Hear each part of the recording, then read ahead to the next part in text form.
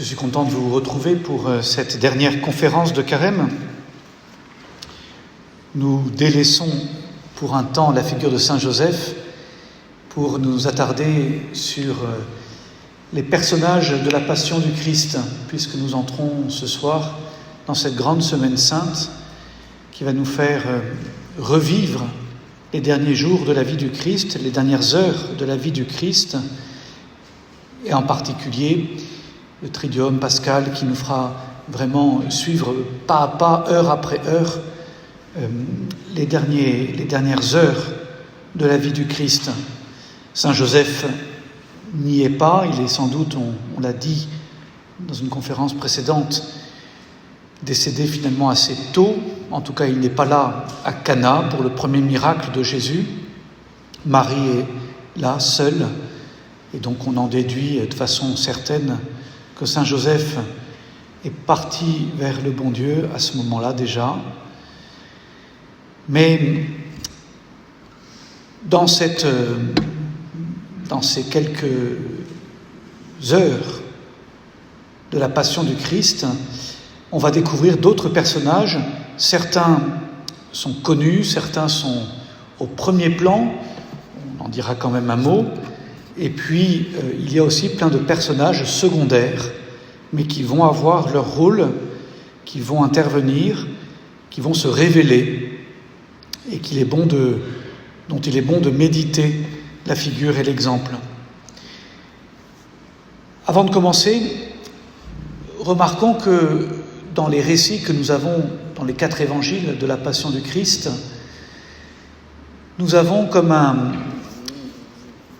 sous les yeux, comme un drame qui se déroule, une tragédie qui se déroule sous nos yeux, et dans cette tragédie apparaissent 2 camps. Tous ces personnages peuvent se partager en 2 camps. Il y a ceux qui accablent le Seigneur et qui vont participer à sa souffrance, à son martyre, et puis il y a ceux qui consolent le Seigneur. Et voyez, comme tout événement de crise, c'est un événement révélateur. Les gens se révèlent dans la crise. Et ils se révèlent d'un côté ou de l'autre. Et parfois, ça passe. Je pense au couple de Pilate et de sa femme, qui se séparent là-dessus. On va y en reparler. Mais pourquoi c'est important de méditer ça ? Parce que vous pouvez lire justement les évangiles de la Passion avec cette idée-là, en voyant comment, tour à tour, les personnages qui apparaissent dans un camp ou dans un autre. Et du coup, comment nous, en lisant et en méditant l'évangile de la Passion, comment nous sentons nous-mêmes, nous nous sentons invités à choisir notre camp. De quel côté serons-nous ? Alors évidemment que cette séparation traverse notre propre vie, notre âme, parce que vous comme moi, tour à tour, nous sommes d'un côté ou de l'autre, selon notre attitude, selon notre ferveur, selon notre sainteté, selon l'état de notre âme. Nous avons pu, dans notre histoire personnelle, nous présenter ou nous tenir d'un côté ou de l'autre. Mais nous pressentons qu'il faut choisir. De quel côté seras-tu ? Semble nous demander Jésus. Pourrais-je compter sur toi pour me consoler, m'accompagner, m'encourager ? Ou seras-tu de ceux qui hurlent avec la foule ? Et chaque jour de notre vie nous appelle à reposer ce choix. Aujourd'hui, je serai de quel côté ? Qu'est-ce que ma vie dit de ce choix ? Comment ce choix s'incarne ? Alors, prenons maintenant les personnages les uns après les autres. un peu en vrac, sans vouloir non plus faire une recherche historique. Je vous laisse lire ou trouver vous-même sur Internet tout ce qu'on peut dire, tout ce que la recherche historique peut dire aujourd'hui de ces personnages. Il y en a qui apparaissent explicitement, nommément dans les évangiles, d'autres qui apparaissent dans les évangiles, mais on a très peu de détails. Et alors, c'est la tradition ensuite qui s'est transmise oralement d'abord, puis par écrit, dans les premiers siècles, et qui nous en disent plus, mais avec une certitude là qui est moindre. On va en parler, mais l'idée c'est que, au-delà de la pure exactitude de tous les détails historiques, c'est qu'est-ce qu'on peut en tirer comme enseignement spirituel, bien sûr. C'est ça qui peut nous nourrir. On a d'abord la foule des anonymes, la foule qui est pourtant très présente. Elle est présente le dimanche des Rameaux pour acclamer le Seigneur. Elle l'accueille comme un roi, comme un libérateur. Et c'est la même foule qui, quelques jours à peine après, va réclamer la mort de ce même Jésus de Nazareth. C'est bon de méditer ce retournement, parce que c'est terriblement humain de passer de l'acclamation, de l'acclamation presque même exubérante, presque excessive, à la trahison, à la haine. Comment la foule peut-elle être aussi fragile dans son accueil du Seigneur? Comment l'effet de groupe peut nous entraîner à nous retourner si facilement? Comment la ferveur qu'on peut avoir dans des grands rassemblements peut ne pas être durable, peut se montrer finalement très, très fragile? Comment on passe de la ferveur à la trahison, au reniement si facilement? Il ne s'agit pas de juger, il s'agit de se demander si on aurait été meilleur, je ne suis pas sûr. On peut si facilement chanter avec ceux qui chantent et hurler avec ceux qui hurlent. Et dans la même semaine, parmi ceux qui réclameront la mort, beaucoup ont pourtant vu les miracles, beaucoup ont vu les guérisons. Tout cela, en fait, est bien fragile, vous voyez. On réclame des signes pour croire, mais ils avaient eu des signes, eux. Ils en avaient eu pourtant. Et voyez, si le cœur est dur, si le cœur ne se convertit pas réellement, on aurait beau avoir des signes et des miracles sous nos yeux, ça n'empêcherait pas de tout lâcher. Ça nous parle aussi de ces foules qui ont été baptisées et qui aujourd'hui ne croient plus rien. C'est aussi un grand mystère. Il y a eu la foule qui hurle, il y a eu la foule aussi indifférente, tous ceux qui ne se sont pas opposés. Pas si facile de s'opposer à une foule qui hurle. Véronique, on en parlera, a eu cette audace de traverser cette foule pour venir consoler Jésus, mais finalement, beaucoup sont abonnés absents. Pas si simple d'avoir le courage d'aller à contre-courant d'une foule. Parfois, on se tait, on n'ose pas. Il y a la foule qui hurle. Dans la méditation du texte de la Passion, quand on l'entend le vendredi saint, au dimanche des Rameaux, je ne peux jamais m'habituer à ces passages qui est lu souvent par 3 ou 4, du coup, pour faire la foule, plus ou moins adroitement, mais Quand Pilate demande à cette foule, que vais-je donc faire de votre roi? Et là on entend, crucifie-le, crucifie-le. Et pour moi ça me marque toujours, vous voyez, ça me saisit toujours. Crucifie-le, il faut avoir de... C'est pas facile à dire ces mots, hein. Puis à l'époque on sait ce que ça veut dire. Aujourd'hui, vous voyez, on n'a pas conscience de... On n'a plus vu sous nos yeux ce que c'est qu'un homme crucifié. Mais eux savaient. Et d'entendre ces cris, cette foule qui scande, crucifie-le, crucifie-le. C'est les mêmes que Jésus a enseignés, que Jésus a guéris, que Jésus à qui Jésus a révélé la tendresse de Dieu. Crucifie-le. Il faut imaginer, vous voyez, comment Jésus entend ces mots. Il est venu pour les sauver, pour nous sauver. Père, pardonne-leur. Ils ne savent pas ce qu'ils disent. Ils ne savent pas ce qu'ils font. Mais relisons voyez, ces paroles de Pilate, des grands prêtres, de la foule, des soldats romains, en essayant de nous mettre à la place du Christ. Comment il les entend? Comment ces mots viennent frapper son cœur. À Parémonial, quelques siècles plus tard, il dira « Voici ce cœur qui a tant aimé le monde et qui en retour ne reçoit qu'ingratitude. » Vous voyez, 16 siècles plus tard, les choses n'ont pas changé.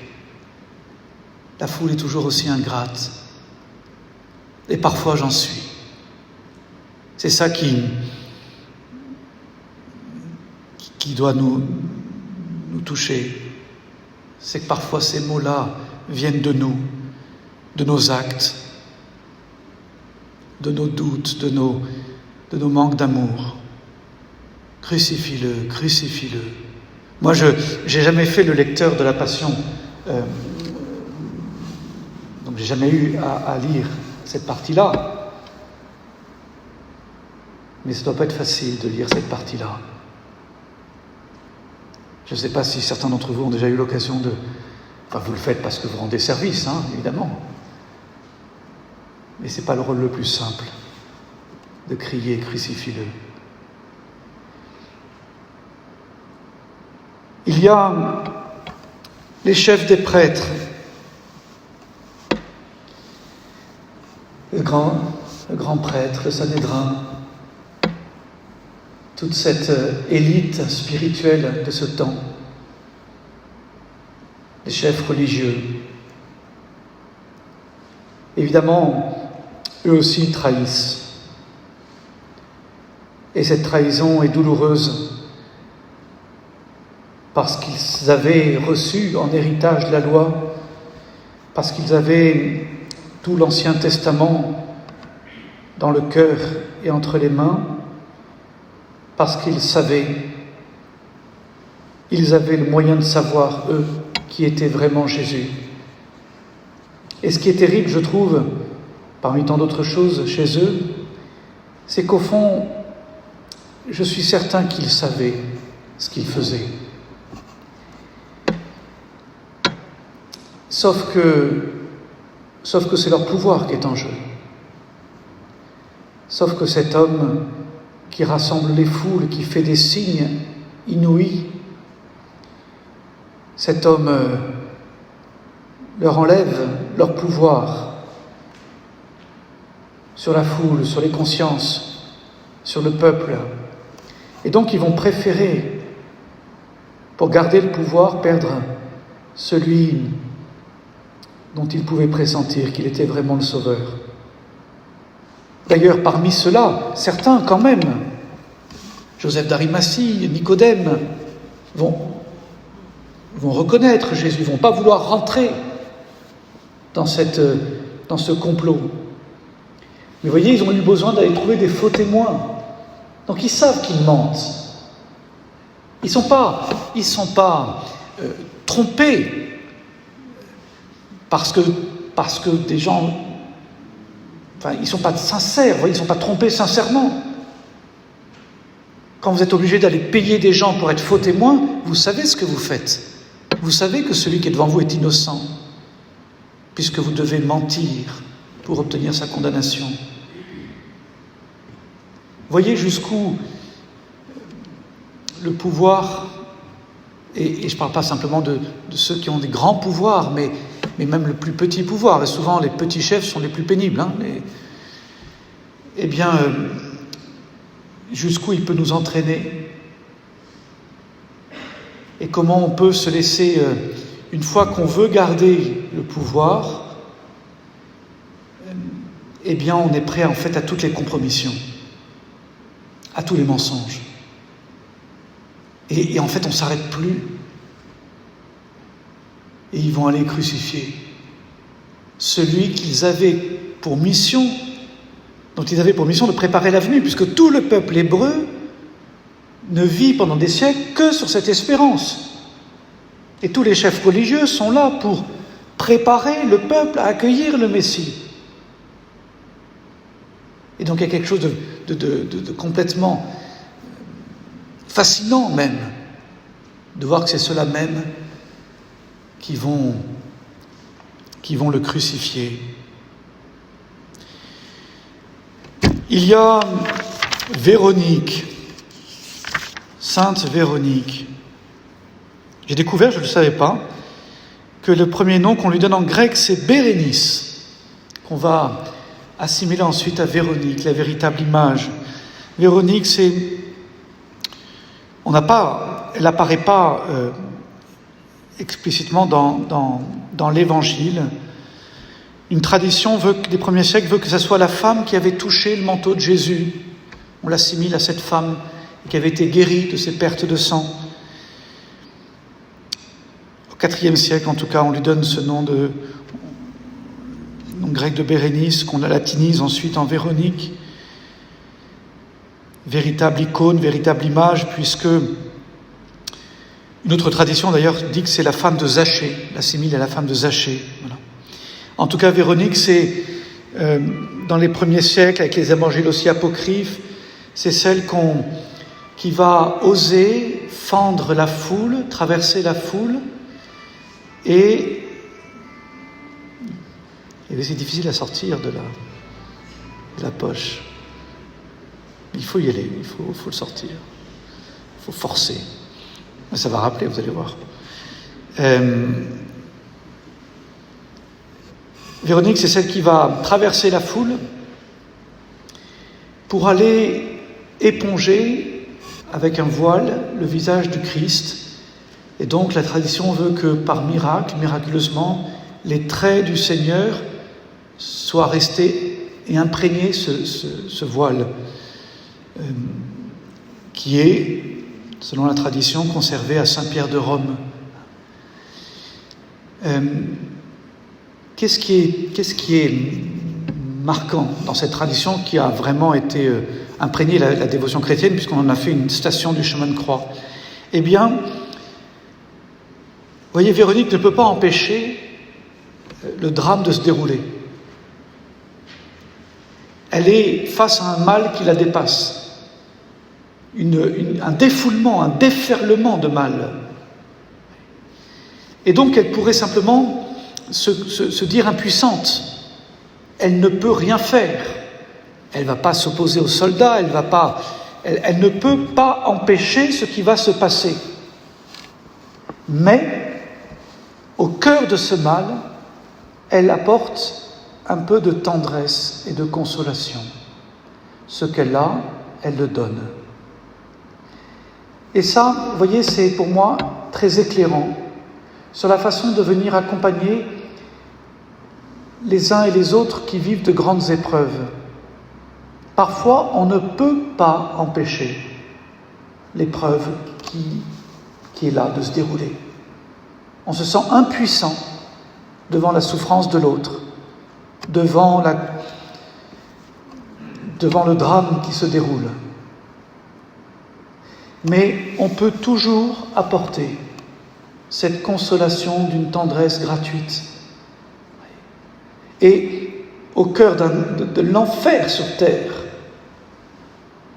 au cœur de cette foule qui hurle, de ces soldats qui frappent, de ces insultes, de ces blasphèmes, pendant quelques secondes,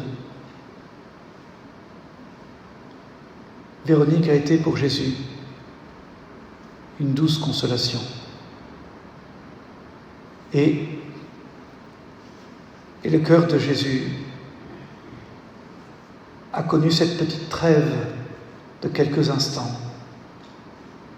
juste de sentir l'amour de quelqu'un. Et puis ensuite, le mal reprend. Et voyez, on ne peut jamais dire qu'on ne peut rien faire. On ne peut jamais dire qu'on ne peut rien faire. On peut aimer. Et parfois, on n'aura que ça. Cette petite goutte d'eau qui vient au milieu des flammes abreuver un petit peu. Cette douceur, ce geste très simple, vous voyez, elle l'invente, elle fait quelque chose de très, très, très simple.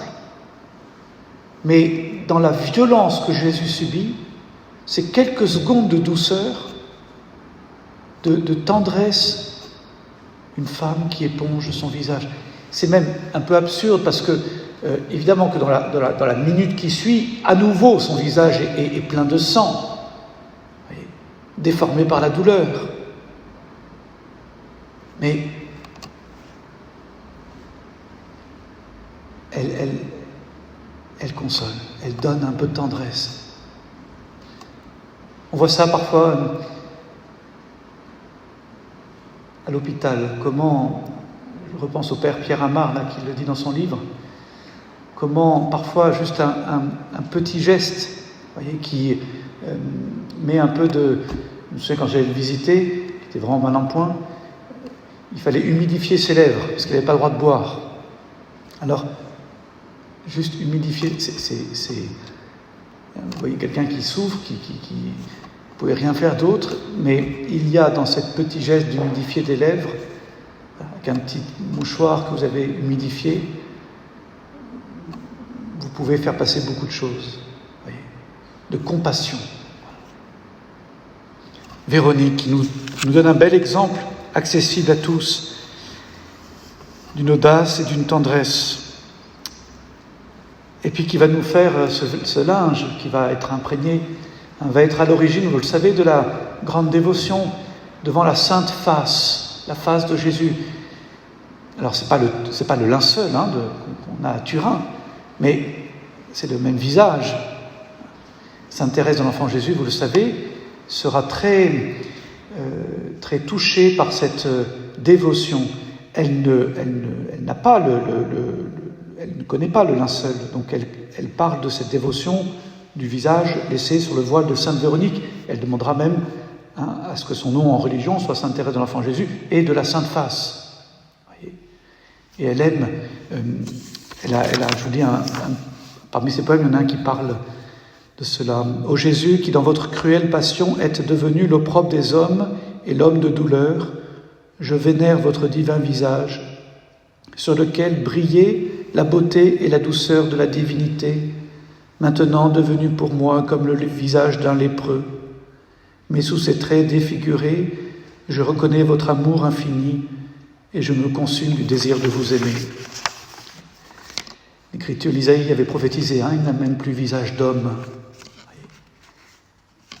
Et pourtant, caché derrière les apparences de cet homme défiguré, martyrisé, c'est bien le Fils de Dieu qui est là et qui donne sa vie pour nous.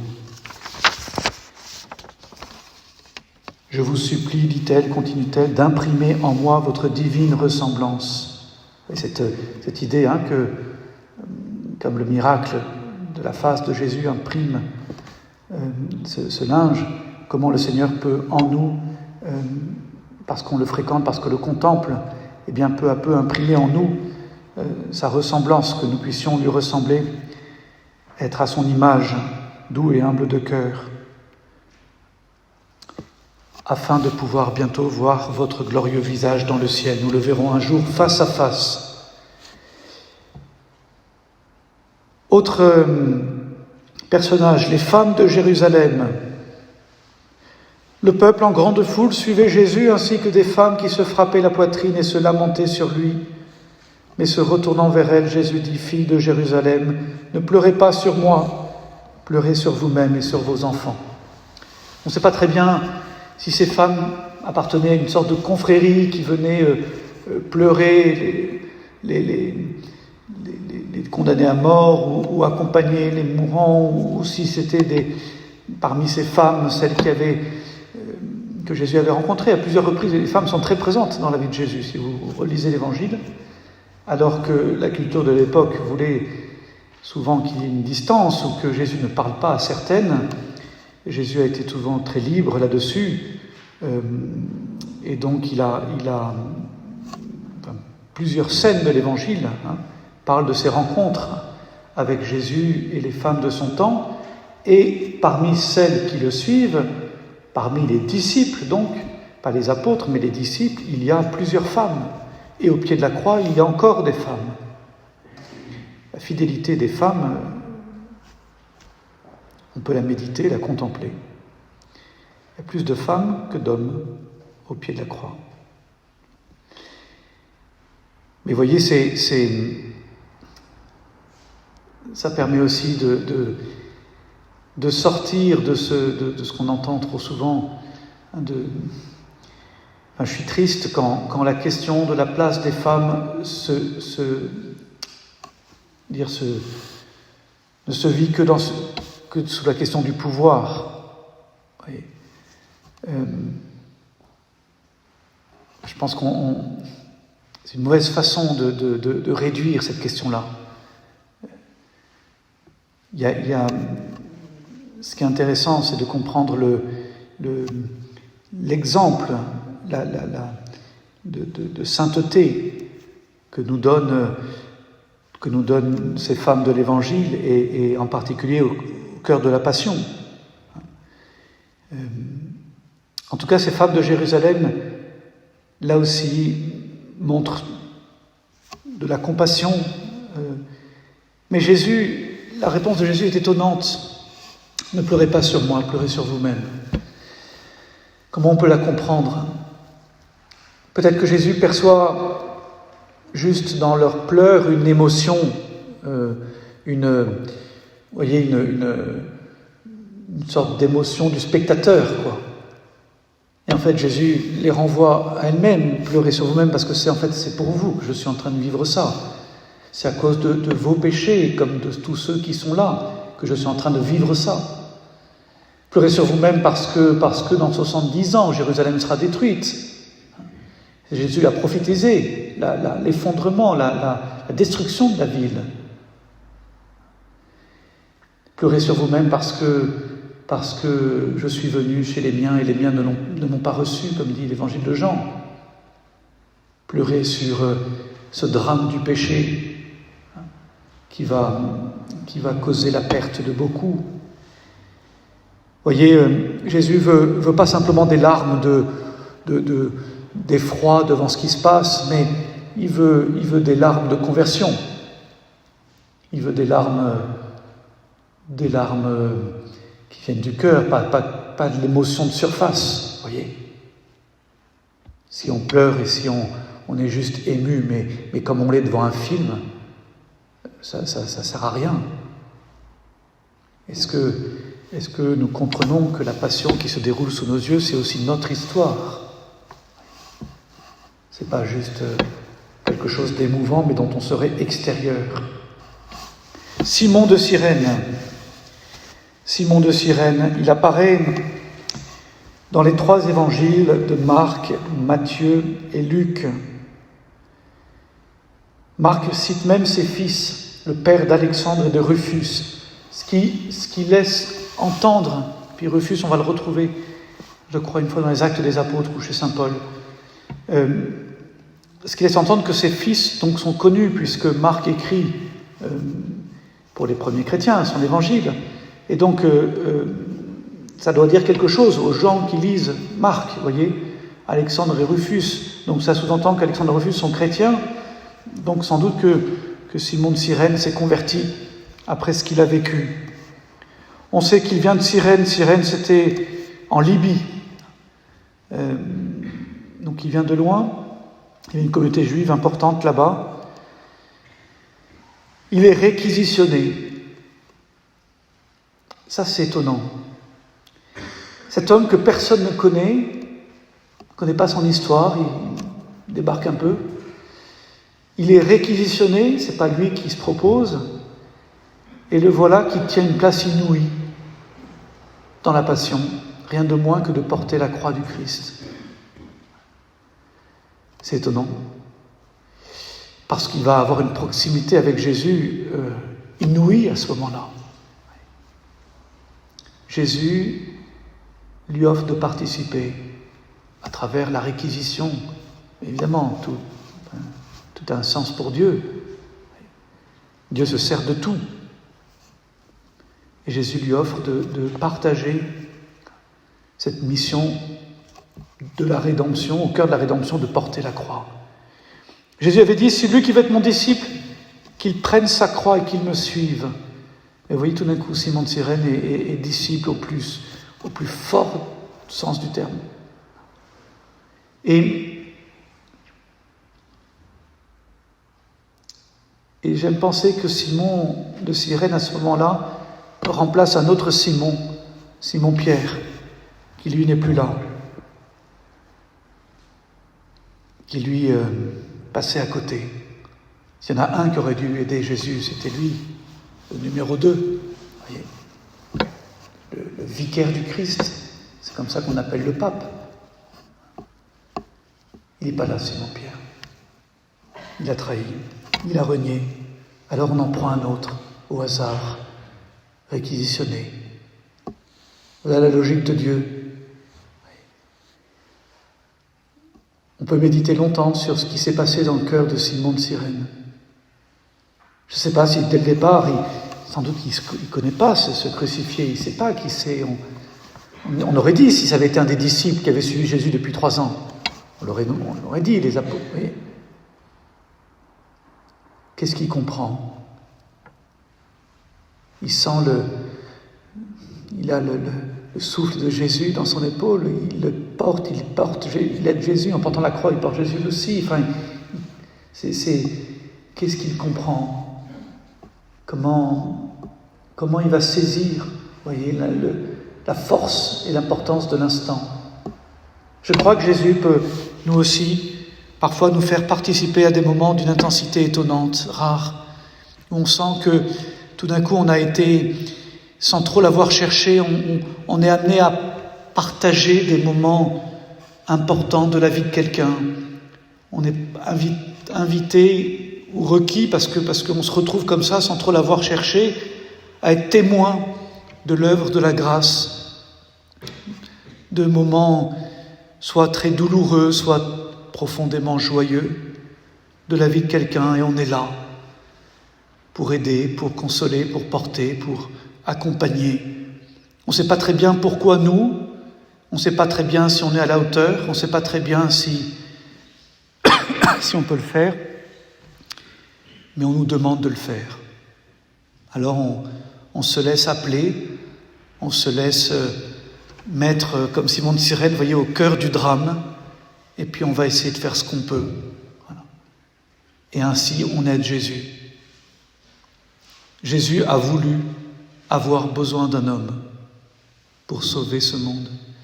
Il a voulu avoir besoin du oui de Marie, il a voulu avoir besoin de la générosité, de la fidélité, de la force de Saint Joseph, de la protection de Saint Joseph.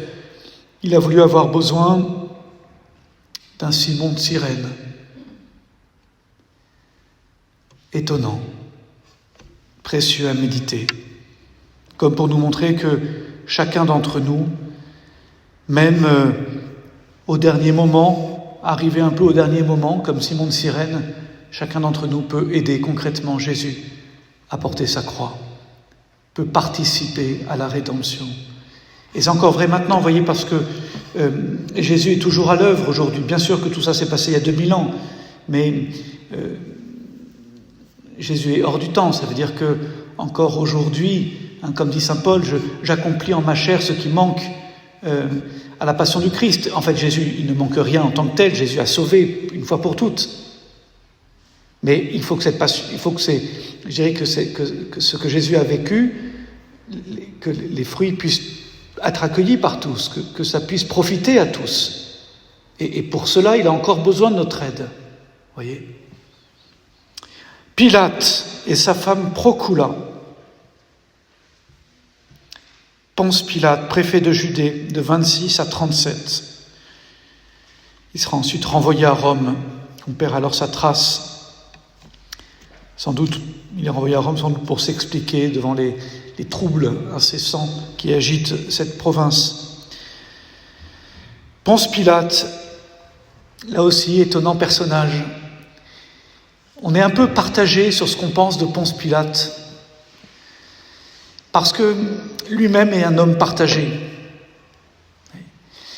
Autant les chefs des prêtres, les pharisiens, nous sont détestables dans la passion telle qu'elle nous est décrite, autant Pilate, c'est pas si simple. Il commence par être curieux d'abord. On lui amène cet homme, il aurait pu se débarrasser de l'affaire en le condamnant, en le crucifiant. Enfin, il aurait pu ne pas s'attarder. Pour lui, c'est rien. Et en fait, il est curieux. Il a ce minimum, vous voyez, un peu quand même de droiture, d'honnêteté, qui es-tu vraiment ? Puis il pressent que l'affaire n'est pas si simple qu'on lui présente. Et dès qu'il est en présence de Jésus, sans doute est-il fasciné, ou en tout cas interpellé. C'est pas un des révolutionnaires habituels qu'on lui présente, c'est pas un des rebelles habituels qu'on lui présente. Il sent tout de suite qu'il est face à quelqu'un d'autre. Qui es-tu vraiment ? Es-tu vraiment le roi des Juifs ? Et Jésus va répondre. Jésus va répondre parce que Jésus répond toujours quand un cœur et une intelligence s'ouvrent. Il ne répondra pas à Hérode, Jésus. Hérode est un bouffon. Et Jésus ne sent pas un cœur qui est prêt, qui écoute. Alors il ne répond pas. Il répondra à Pilate, au moins dans un premier temps.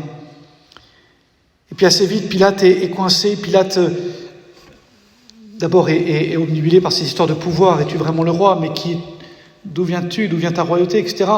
Évidemment qu'on peut comprendre qu'il est, lui qui est là pour...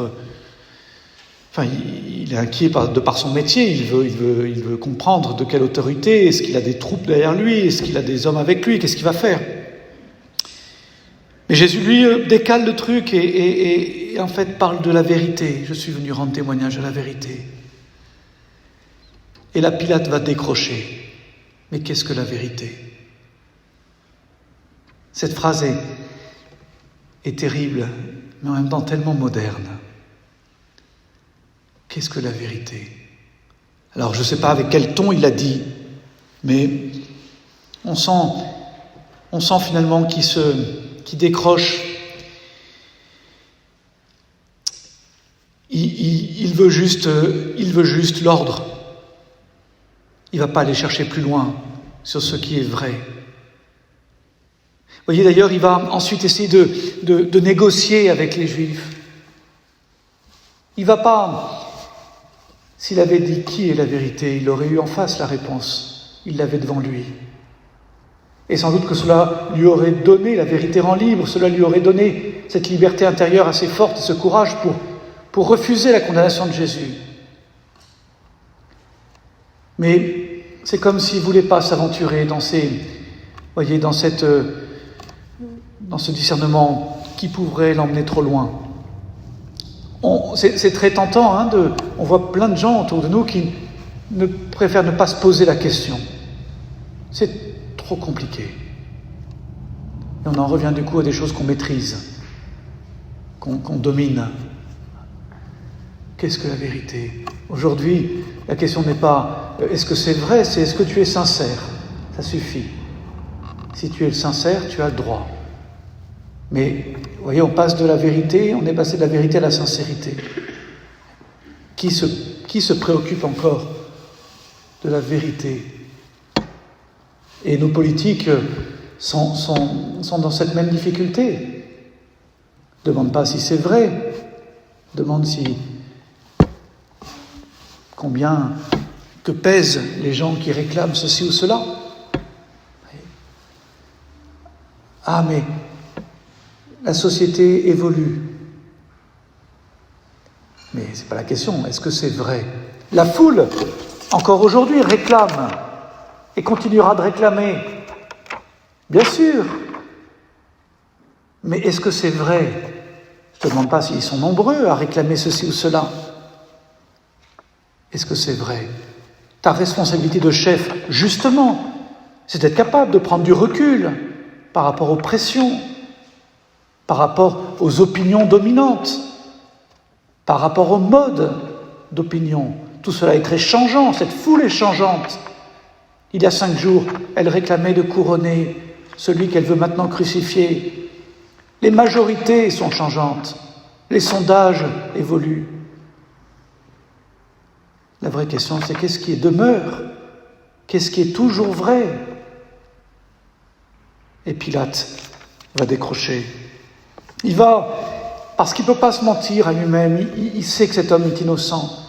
Mais il va, voyez, vouloir, au lieu de défendre la vérité, de défendre l'innocence, il va vouloir négocier avec un stratagème. Tiens, je vais leur dire qu'on va relâcher un prisonnier. Et puis comme ça, ils vont dire Jésus.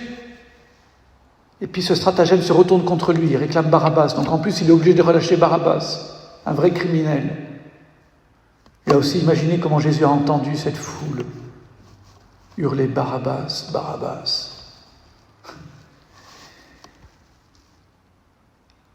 Et Pilate se retrouva à se renier d'une certaine façon, à lâcher un innocent, à donner un innocent à la foule qui réclame du sang, en se lavant les mains. Il est resté dans l'histoire, le pauvre, celui qui aura été lâche, qui aura manqué de courage. Faire son Pilate aujourd'hui, c'est pas une belle expression. Il aurait dû écouter sa femme dans Matthieu, l'évangile de Matthieu. Son épouse, or tandis qu'il siégeait au tribunal, son épouse lui fit dire « Ne te mêle point de l'affaire de ce juste, car aujourd'hui j'ai été très affectée par un songe à cause de lui. » Qu'est-ce qu'elle a vécu? Je ne sais pas. En tout cas, elle l'appelle juste, c'est-à-dire un saint. La tradition dira que la femme de Pilate s'est convertie, mais en tout cas, elle a l'intuition féminine. Elle a l'intuition éclairée par un songe que cet homme est juste, que cet homme est saint. Et elle demande à son mari Elle intervient, elle ne doit pas le faire à chaque fois, intervenir dans les affaires de son mari qui gouverne.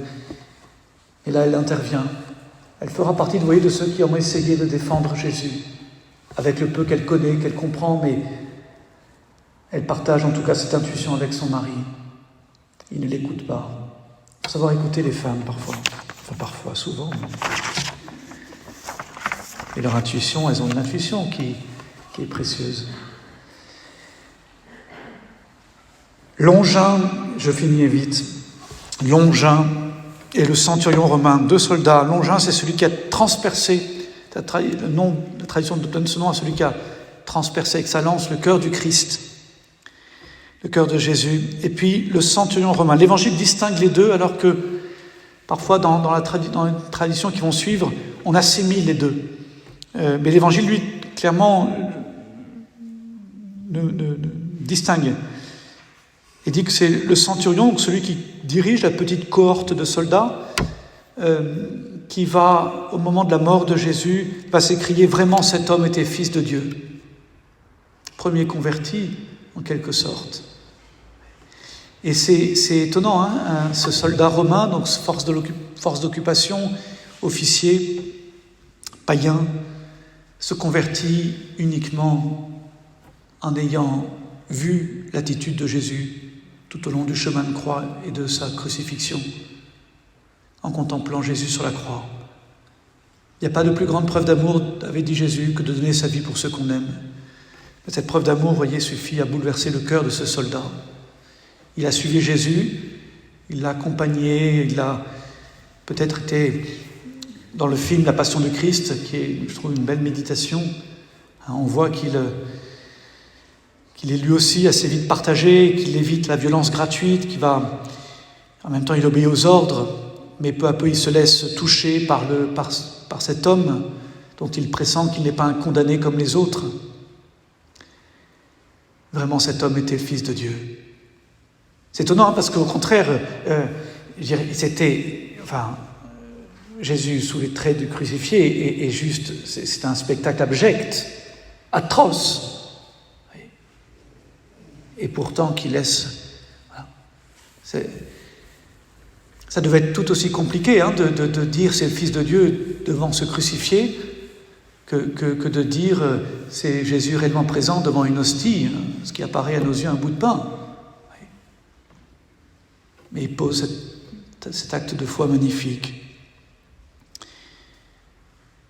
Un autre, avec eux, on peut aussi parler des deux larrons.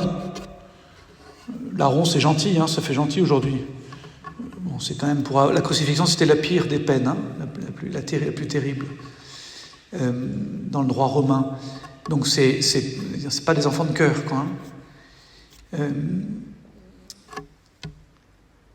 Il y en a un, c'est vraiment les deux attitudes. Il y en a un qui va s'enfoncer dans sa haine, dans sa révolte, insulter le Christ, etc. Et l'autre qui va se laisser toucher par Jésus, avec ce dialogue, là aussi bouleversant, magnifique. Peut-être ça fait peut-être partie des choses qui ont marqué le centurion romain qui était là.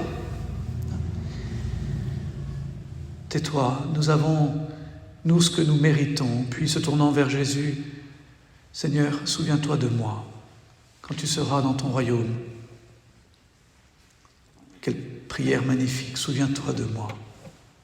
Et quelle audace chez ce type qui a vraiment une vie terrible et qui l'a fini de façon terrible. D'oser croire, voyez, que tout n'est pas perdu, que c'est pas trop tard pour aimer et se laisser aimer. Peut-être qu'il n'y a pas eu beaucoup d'amour dans la vie de ce garçon, ni pour lui, ni de sa part. Mais l'amour a le dernier mot. Et c'est ça qui le sauve. Souviens-toi de moi. Et Jésus, alors qu'on sait que chaque parole, il n'en dira que 7, chaque parole lui provoque une souffrance inouïe parce qu'il faut reprendre son souffle, et pour reprendre son souffle, il faut appuyer sur les clous. Et Jésus utilise un peu d'air et donc appuie sur les clous. Il faut comprendre le prix de chaque parole, même en termes de souffrance. Pour dire, je te promets, ce soir même, tu seras à ma droite en paradis.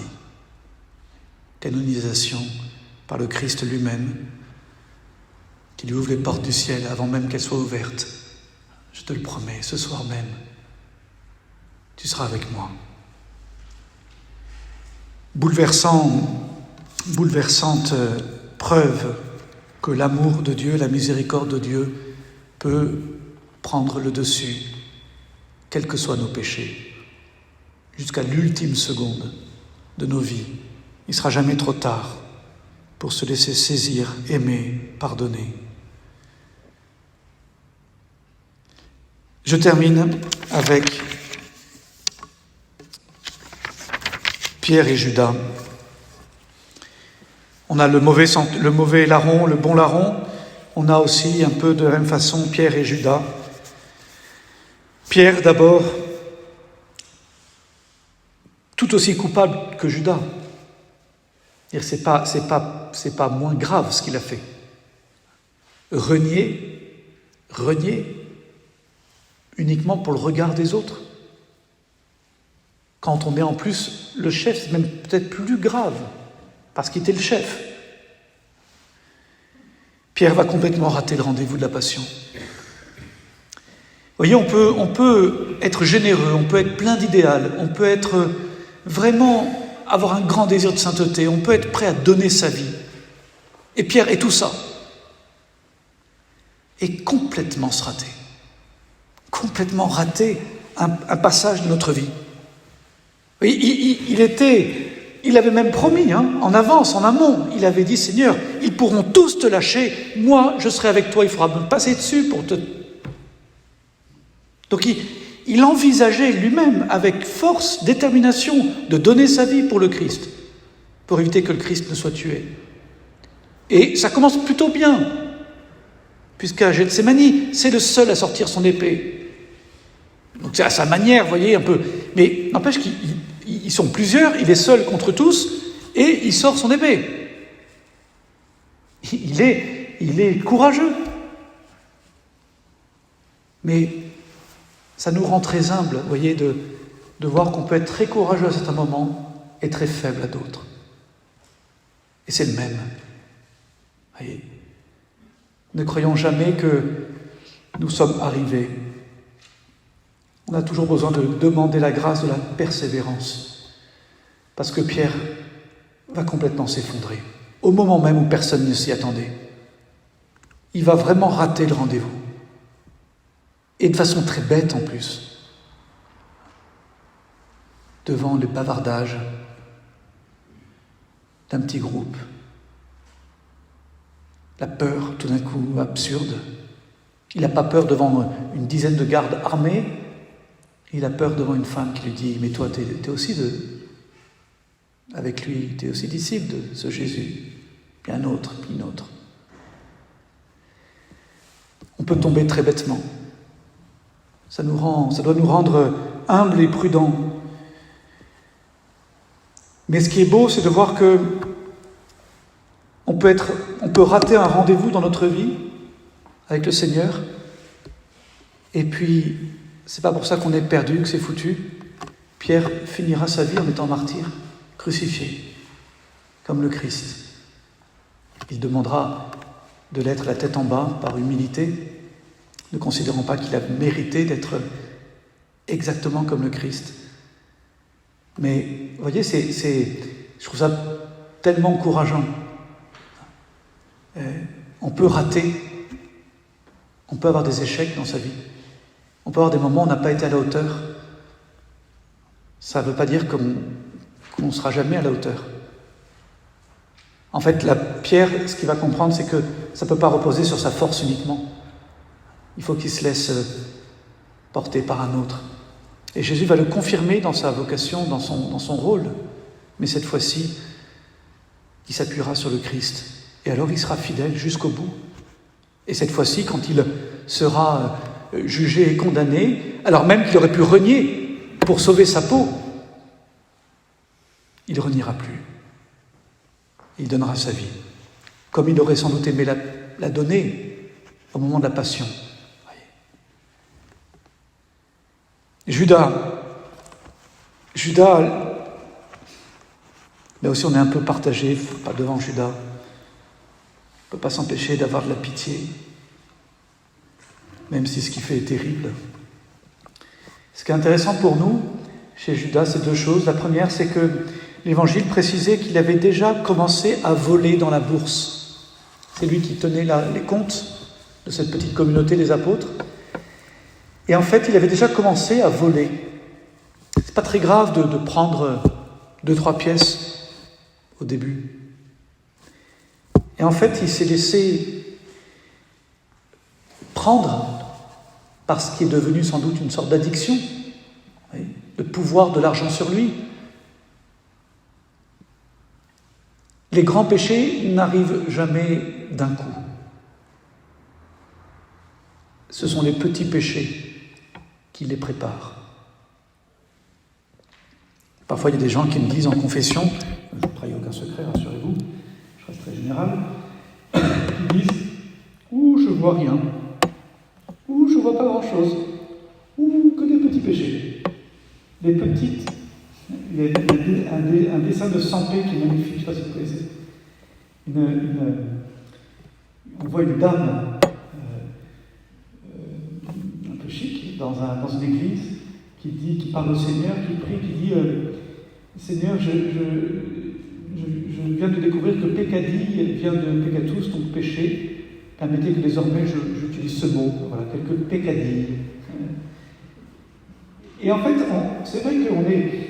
Évidemment qu'on n'a pas tous des crimes sur la conscience, bien sûr, heureusement.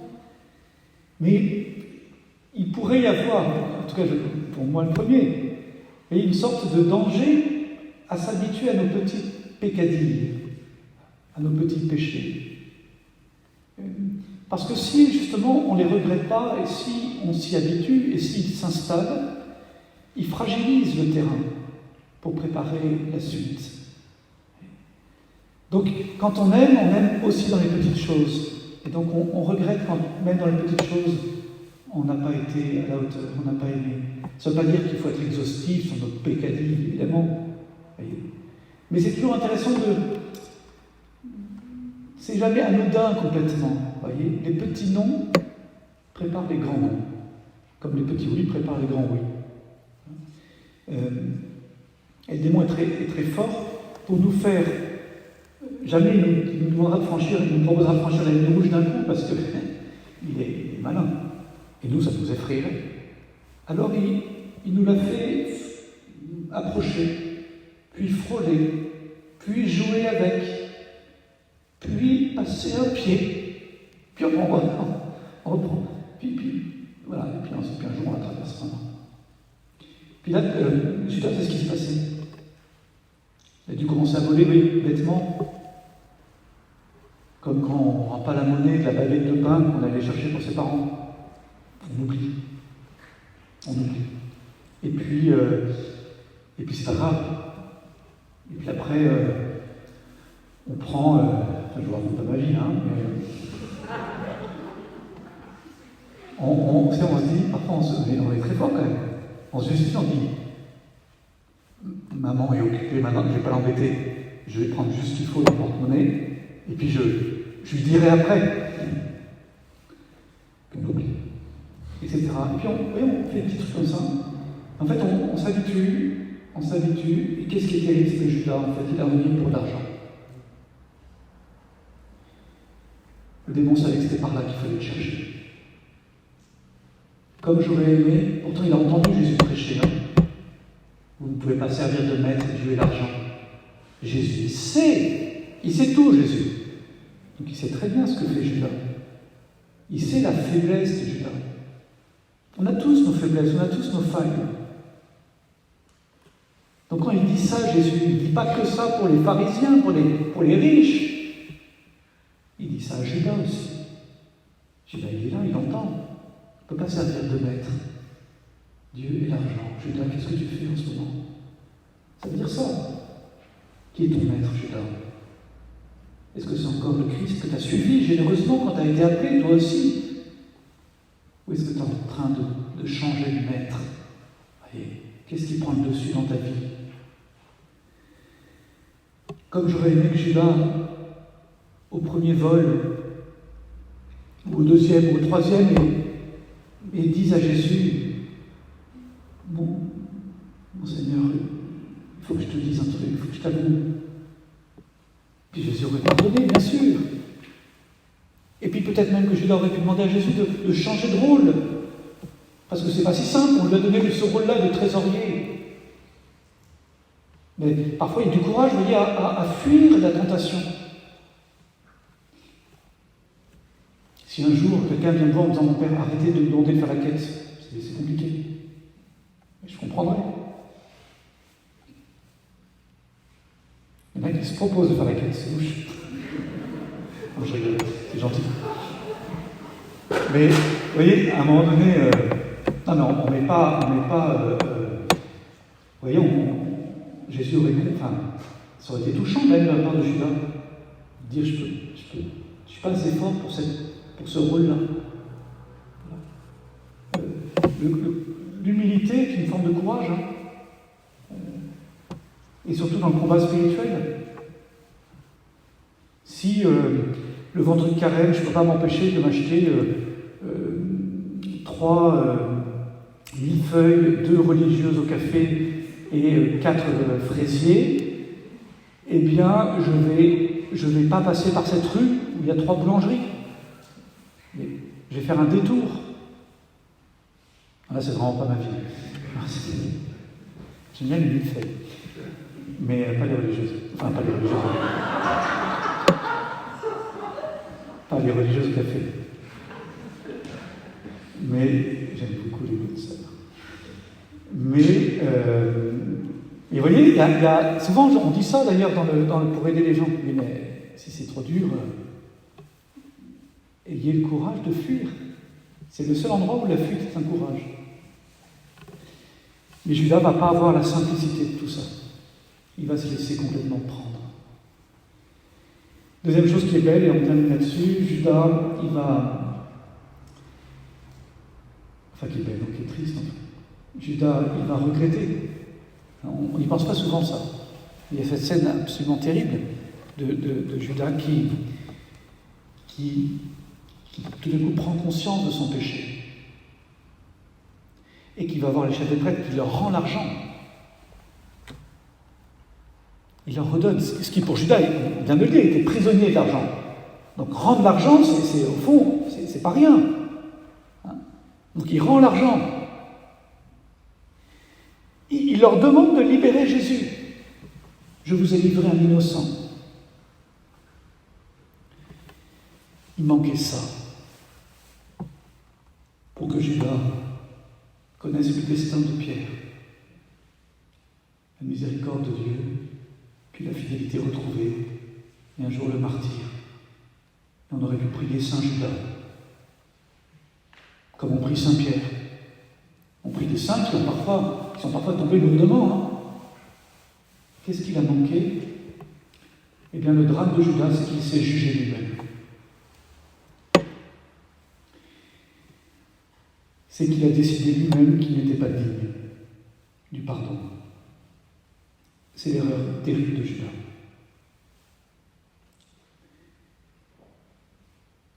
Qu'il ne pouvait pas être guéri. Seigneur, je ne suis pas digne de te recevoir, mais, dis seulement une parole et je serai guéri. Vous voyez, s'arrêter à la première partie de la phrase. Et donc il s'est jugé. Or, Dieu seul juge, même de nous-mêmes. Souvent on dit ne jugez pas les autres. Ça ne veut pas dire d'ailleurs, attention, on distingue les personnes et les actes. Donc un acte, on peut le juger. Voler, c'est mal. Mais je n'en déduis pas que cette personne-là qui a posé un acte mauvais est mauvaise. Parce qu'aujourd'hui, on ne doit plus rien juger. Si. Désolé. Discernement moral à exercer. Donc voler, c'est mal. Par contre, jamais je peux réduire quelqu'un à ce qu'il a fait, ou à ce qu'il fait, ou à telle ou telle partie de sa vie. Voilà. On vaut toujours plus que ce qu'on fait. Sauf que Judas, il décide que ce qu'il a fait, désormais, le détermine. Il s'enferme dans ce qu'il a fait. Oui.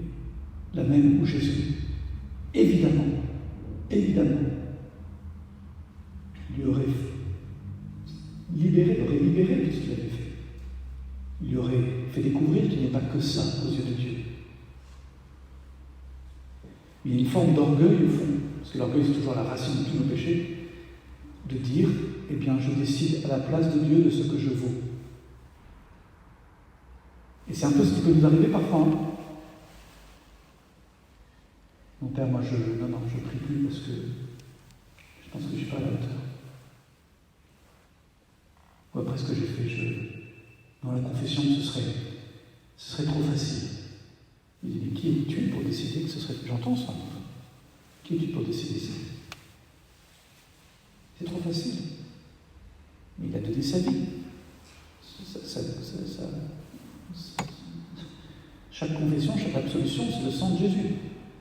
C'est pas facile pour lui. Ça n'a pas été trop facile. Mais si lui a envie de te pardonner, qui es-tu pour décider à la place de Dieu à qui on pardonne et à qui on ne pardonne pas? Vous voyez, c'était la grâce du bon larron qui avait fait pire que Judas, sans doute. Ou en tout cas pareil, mais qui va laisser le jugement à Jésus. Il lui demande juste « Souviens-toi de moi ». Jésus aurait très bien pu dire « Écoute, c'est trop facile, toi c'est non ». Et voilà. D'ailleurs, on aurait tous trouvé ça normal. Mais vous voyez, il ne dit pas « Jésus, je suis digne de toi ». « Jésus, j'ai le droit au ciel, parce que je souffre beaucoup là en ce moment ». Non, il ne dit pas ça, le bon larron. Il dit juste « Souviens-toi de moi ». C'est-à-dire qu'il voilà, il s'expose au jugement du Christ et fait confiance à ce jugement. On aurait tellement aimé que Judas dise exactement la même chose. Et Judas va s'enfermer et va désespérer parce que se regarder soi-même et se juger soi-même sans la miséricorde de Dieu, sans ce regard de miséricorde sur nous, alors oui, et quoi désespérer et se condamner. Voilà là, ces deux personnages qui sont mis un peu en Pierre et Judas en parallèle, vous voyez, pour nous inviter à non pas à focaliser justement sur nos péchés, parce que ils ont ça en commun comme nous tous, mais sur la façon de croire à la miséricorde possible jusqu'au bout. Voilà, je m'arrête là parce qu'on a suffisamment parlé. J'étais content de partager ces quelques méditations avec vous. On va pouvoir entrer dès ce soir dans cette grande semaine sainte. Je vous invite à pouvoir méditer ces textes qu'on va entendre dès demain lors de la messe des rameaux, puis vendredi saint, qu'on va lire chez soi, avec justement, en vous mettant peut-être tour à tour à la place de tel ou tel personnage, vous voyez, et de regarder la scène, de vous remettre comment Jésus entend tout cela, comment la Vierge Marie, j'en ai pas parlé parce que je la considère comme un personnage principal, hein, mais comment Notre-Dame a vécu tout ça, en s'associant. Moi, c'est la station préférée que j'ai du chemin de croix, quand Jésus rencontre sa mère. Là aussi, moment de grâce absolue, de consolation, de compassion, comme une mère peut le faire avec son enfant. Et comment Notre-Dame a observé tout ça, a entendu les cris de la foule, a vu la violence contre son fils, et en même temps elle reste là, elle l'accompagne jusqu'au bout, elle tient pour lui. Comment Saint Jean, étonnant lui aussi, il est un peu ambitieux, il voulait une première place là-haut, n'empêche qu'il est là, et c'est le seul, le plus jeune. Et bon Dieu aime bien nous surprendre. Saint Jean, qui va aussi comprendre sans doute lors de la Passion que voilà, le vrai pouvoir, la vraie ambition, c'est celle de servir jusqu'au bout. Allez, nous pouvons confier tout ça au Seigneur. Notre Père, qui es aux cieux, que ton nom soit sanctifié, que ton règne vienne, que ta volonté soit faite sur la terre comme au ciel. Donne-nous aujourd'hui notre pain de ce jour. Pardonne-nous nos offenses, comme nous pardonnons aussi à ceux qui nous ont offensés. Et ne nous laisse pas entrer en tentation, mais délivre-nous du mal. Amen.